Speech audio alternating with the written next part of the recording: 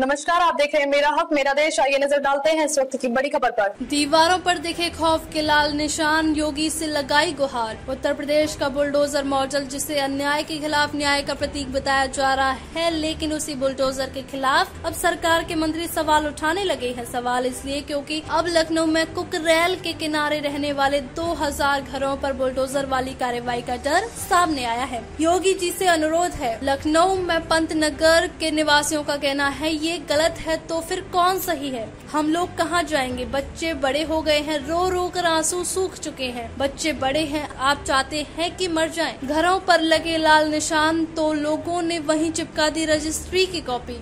दिल्ली से 8 करोड़ का सोना बेचने जा रहा था लखनऊ, सामने आया दुबई कनेक्शन। दशकों से जो वैध, अचानक वो घर कैसे हो गए अवैध? देखें दस्तक अयोध्या के बाद बीजेपी बद्रीनाथ में क्यों हारी।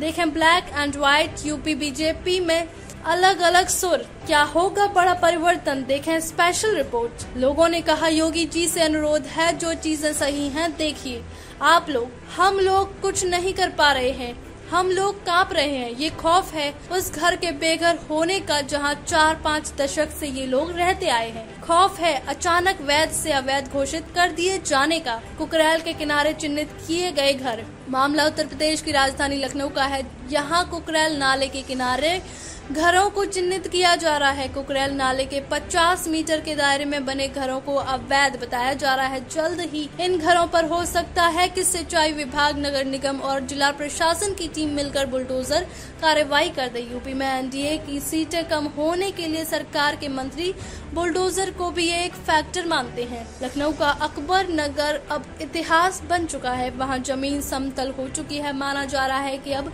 पंतनगर और रहीम नगर की बारी है। प्रशासन लखनऊ में विकास के एक प्रोजेक्ट के लिए मकानों को अवैध घोषित कर गिराने की तैयारी में है। गोमती नदी की सहायक नदी है कुकरेल। दरअसल लखनऊ में कुकरेल को अधिकतर लोग नाले के नाम से ही जानते आए हैं, लेकिन प्रशासन का कहना है कि कुकरेल गोमती नदी की सहायक नदी है। अब इसके 50 मीटर के दायरे को फ्लड प्लेन जोन बताते हुए उसमें हुए निर्माण को अवैध घोषित किया जा रहा है। लखनऊ में पहले अकबर नगर में 1800 मकानों को अवैध बताकर गिराया गया। अब 4 इलाकों में 2000 मकान को गिराए जाने की आशंका है।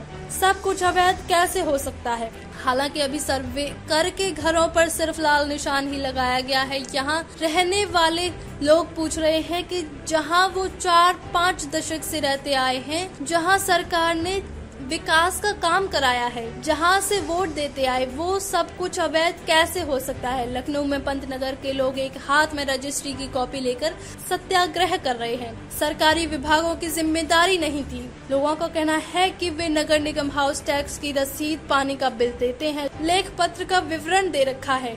दस्तावेज अवैध है तो वैध क्या है? 1800 से ज्यादा मकान है। सिंचाई विभाग ने सर्वे कर लिया है और कह रहा है कि ये मकान अवैध है। कोई कहता है कि घर 40 साल पुराना है, कोई कहता है 20 साल, 30 साल। सवाल ये है कि क्या सरकार और सरकारी विभागों की जिम्मेदारी पहले नहीं थी, जिन्होंने इनसे रजिस्ट्री के पैसे लिए और अब इनके घरों को सरकारी जमीन बताया जा रहा है? हम अवैध हैं तो पूरा लखनऊ अवैध। एक स्थानीय निवासी ने कहा, अगर हम इल्लीगल हैं तो पूरा लखनऊ ही अवैध है।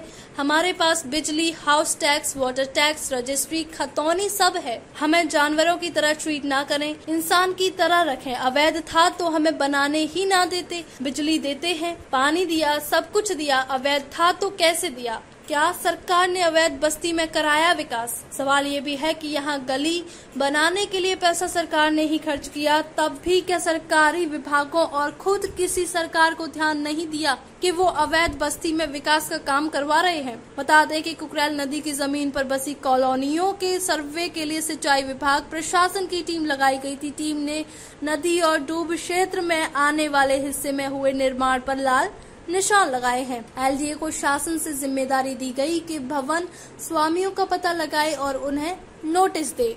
अब तक के लिए बस इतना ही। फिर होगी आपसे मुलाकात ऐसी एक और बड़ी खबर के साथ। तब तक के लिए नमस्कार और देखते रहिए मेरा हक मेरा देश।